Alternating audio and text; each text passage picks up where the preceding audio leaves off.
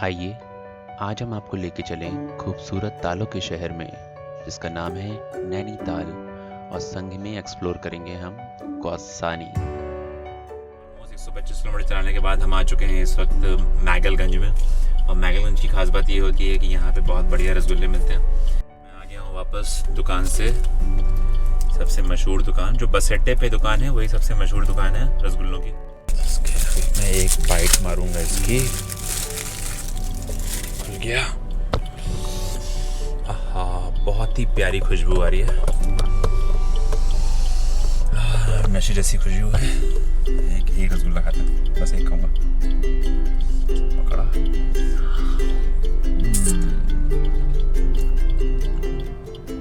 गायब। Okay, almost हम 200 या 220 किलोमीटर कवर कर चुके हैं। 30 किलोमीटर बचा है बरेली। जो वर्स्ट पार्ट है लखनऊ से लेकर बरेली तक का वो है सबसे ज़्यादा घटिया रोड। मैं आज से नहीं पिछले 20 सालों से ये देख रहा हूँ लगभग, लेकिन ये रोड नहीं सुधरी। और कोविड-19 को फॉलो करते हुए हमारे पास सैनिटाइज़र भी है और मास्क भी हैं, हम प्रॉपर यूज़ कर रहे हैं बस। और इसके बाद हम बरेली पहुँचेंगे। बरेली में एक हॉल्ट लेंगे, करीब 2 या 3 घंटे की नैप लेंगे क्योंकि रोड ने बहुत थका दिया है। उसके बाद जैसे ही सुबह होगी हम फटाफट निकल जाएंगे अपने कौसानी। ऑलमोस्ट 2:45 हो रहा है और बहुत ही ठंडी हवा चल रही है इस वक्त। एंड फाइनली हम आ चुके हैं काठ गोदाम।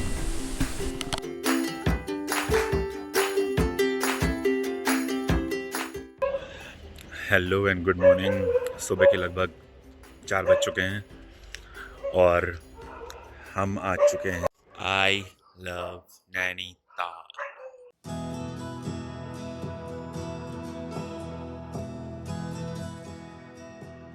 नैना देवी मंदिर।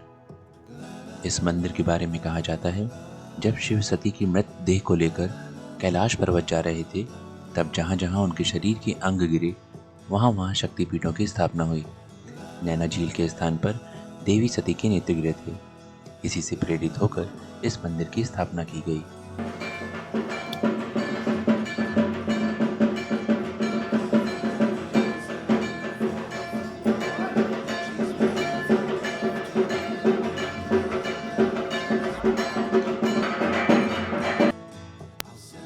इसी नैनी झील के किनारे स्थित है गुरुद्वारा, जहां हमने जाके दर्शन किए।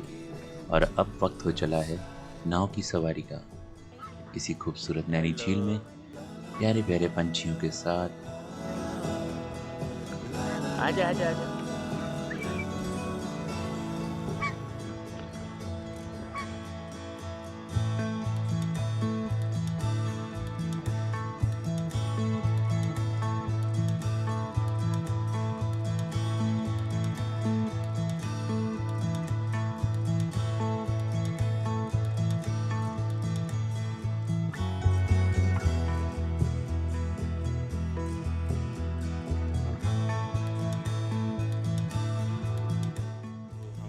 लेक में हुआ है। अब एक भैया मिले हैं, उन्होंने हमसे कहा है कि वो 15 पॉइंट्स दिखाएंगे और वो 15 पॉइंट्स हम उनकी गाड़ी में घूमेंगे। अननेसेसरी हेड क्लीनिंग की कोई ज़रूरत नहीं है। 1800 बोल रहे थे, 1800 बोल रहे थे, 1600 में मान गए। और देखते हैं वो कौन कौन से 15 पॉइंट्स दिखाते हैं। जल्दी उसे शूट करता हूँ और शूट करके अपलोड करूँगा। स्नो का पेड़ की वजह से आपकी गाड़ी स्नो इस एरिया में गिरती है, इसलिए इसका नाम स्नो है। अच्छा यहाँ गिरती है, लेकिन स्नो व्यू में शायद कुछ और दिखाते हैं यार। सर्दियों के टाइम में ये ट्रॉली स्टेशन है। हाँ, यहाँ से टेंपल तो यही है ट्रॉली स्टेशन, राइट। और यही कहलाता है स्नो व्यू पॉइंट। यहाँ से स्नो दिखता है ना। हाँ, कहाँ पे दिखता है स्नो? आगे से। हाँ, ओके। हमारा इसका पॉइंट का नाम स्नो रखा था। ओके ओके, अब हम आ चुके हैं अपने सेकंड पॉइंट पे। And the second point is this, Shri Dev Mandir, snow view Nainital. Shri Dev Mandir, snow view Nainital. जय हो। अंदर फ़ोटो खींचना मना है तो हम यही खींच लेते हैं।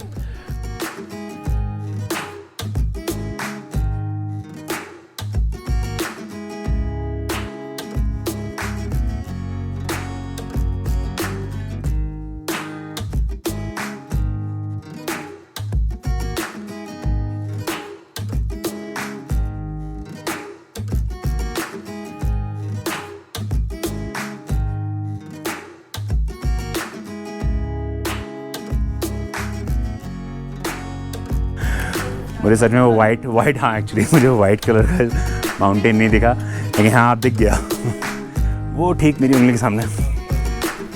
ऐसा Himalayan view point, it's beautiful. और यही सेम व्यू मिलेगा हमें कौसानी में, तब और मज़ा आएगा। और हम आ चुके हैं अपने 4th पॉइंट पे नैनीताल के अंदर ही, और यहाँ से हम देखने जा रहे हैं लेक को। इस एन एरियल व्यू, और कहते हैं यहाँ से जो लेक दिखती है वो मैंगो की शेप में दिखती है। Let's see.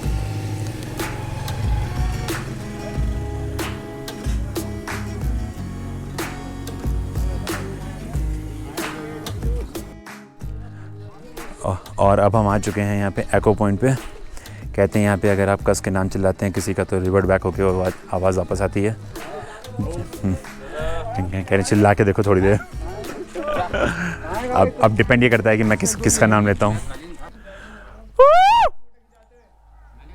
Oh it's a true एको। मैं डर गया।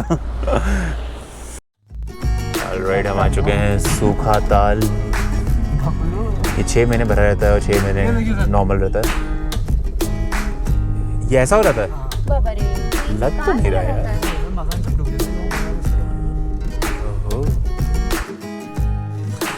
ओके, हम फिर से आ चुके हैं नैनीताल के एक और पॉइंट पे, जिसे कहते हैं एसी पॉइंट। यहाँ एक छोटी सी गुफा है जहाँ पे बहुत अच्छी ठंडी ठंडी हवा आती है। जितनी ज़्यादा गर्म पड़ेगी, एज़ पर द लोकल्स, जितनी ज़्यादा गर्म पड़ेगी उतना ही यहाँ ठंडा होगा।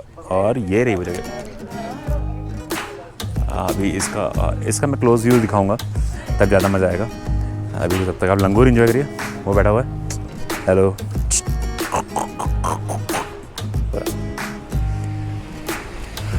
होता है, क्यूट ही है, चाहे जो कर लो। अब वक्त तो चला है थोड़ी सी ट्रैकिंग का। ये ट्रैकिंग मुझे ले जाएगी उस पॉइंट तक जहाँ पर एसी जैसी ठंडी हवा आती है। थोड़ी मशक्क़तों के बाद मैं चल दिया हूँ। थोड़ा सा ऊपर है, करीब 10 फुट के आसपास। और ये पीछे की तरफ मुझे वो जगह दिख रही है जहाँ से ठंडी ठंडी हवा आ रही है। हाँ, अच्छा लगा इसमें बैठ जाएं आप थोड़ी देर के लिए और थकान दूर करके और निकलना। लोग फ़ोटो खींचने में बिजी हैं हमारी। एंगल थोड़ा पोज दे दिया जाए यहाँ पे और चला और अब चलते हैं हम लोग लवर्स / सुसाइड पॉइंट पे। Here you are। यही वो जगह है। ऐसा मेरे पीछे वही जगह है जहाँ से लवर्स पॉइंट भी कह सकते हैं और सुसाइड पॉइंट भी। यहीं से खड़े हो किसी देख चप्पा। ऑलराइट, हम अब आ चुके हैं खुरपा ताल। ये शायद दुनिया की ऐसी लेक है जो रंग बदलती है, as per the localites. India की पहली लेक जो रंग बदलती है, और हम इसे देख सकते हैं यहाँ से। अभी तो रंग नहीं बदल रहा है इसका, लेकिन ऐसा कहते तो मान लेते हैं।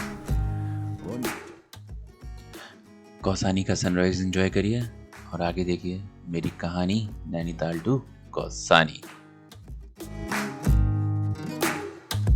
Hello and good morning Kausani. बहुत मज़ा आ रहा है। हम करीब जग रहे हैं 5:30 से, और हमने अभी भी पूरा सनराइज़ देखा। और जो सबसे बेस्ट पार्ट है यहाँ का, जो जिस होटल में रुके हैं हिमालयन व्यू, यहाँ से जो व्यू दिखता है वो है ये ब्यूटीफुल। सनराइज़ हो चुका है, ये रहा सन।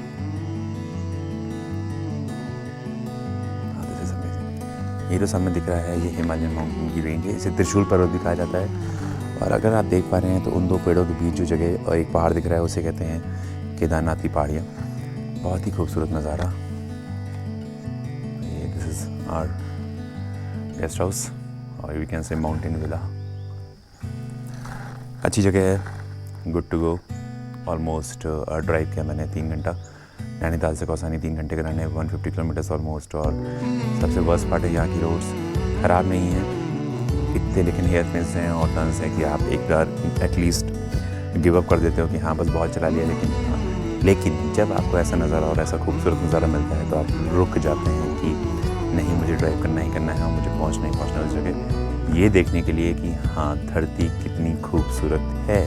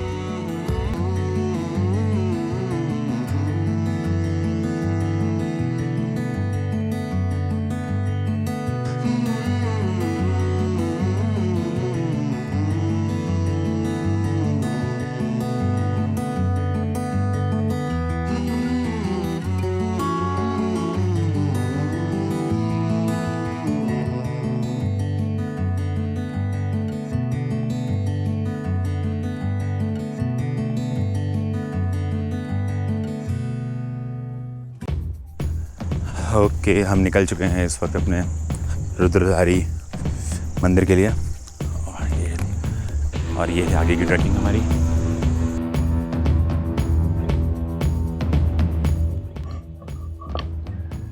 मज़ा आ रहा था ट्रैकिंग में। शुरुआत का रास्ता थोड़ा ऊबड़ खाबड़ था, पैर नहीं पड़ पा रहे थे, लेकिन जैसे ही हमारा थोड़ा ट्रेनिंग हो गया उसके बाद हमें अच्छा लगने लगा। प्रॉपर जंगल के बीच में एक पतली सी डंडी पर चलते हुए चारों तरफ हरियाली ही हरियाली, पानी की गिरने की आवाज़, खूबसूरत सा झरना और जंगल से आती हुई नेचुरल आवाज़ें। इतना अच्छा लग रहा था कि ये समझ में आता है कि तब जब ऋषि मुनि वगैरह तब करते होंगे तो उन्हें जिस शांति का अनुभव होता होगा वही शांति का अनुभव हमें भी हो रहा था। हमें थकान हो रही थी मगर हम रिलैक्स भी उतनी तेज़ी से हो रहे थे और करीबन 2-2.5 किलोमीटर की ट्रैक करने के बाद हम पहुंच गए थोड़ा सा बचा बस, अपने गंतव्य स्थान पे। And finally we have arrived at Siddhpeeth Shri Rudradhari Mahadev Mandir. और ये रहा वो सिद्धपीठ मंदिर जहाँ हम अभी जाके दर्शन करेंगे। हमारा प्यारा वाटरफॉल महादेव।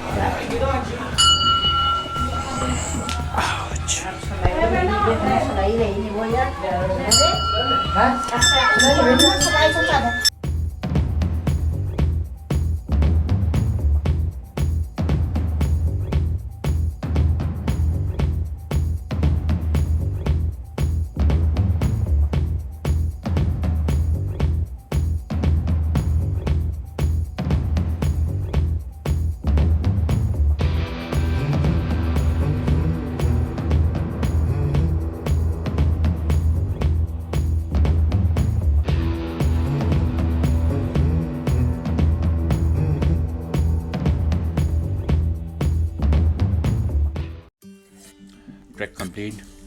थकान बिल्कुल नहीं है, हवा अच्छी है, ठंडी है, इसलिए आपको थकान महसूस नहीं होती और भूख लग रही थी बहुत तेज। हमने पूछा यहाँ लोकल में क्या मिल जाएगा, तो this is what we got. This is called normal dal chawal with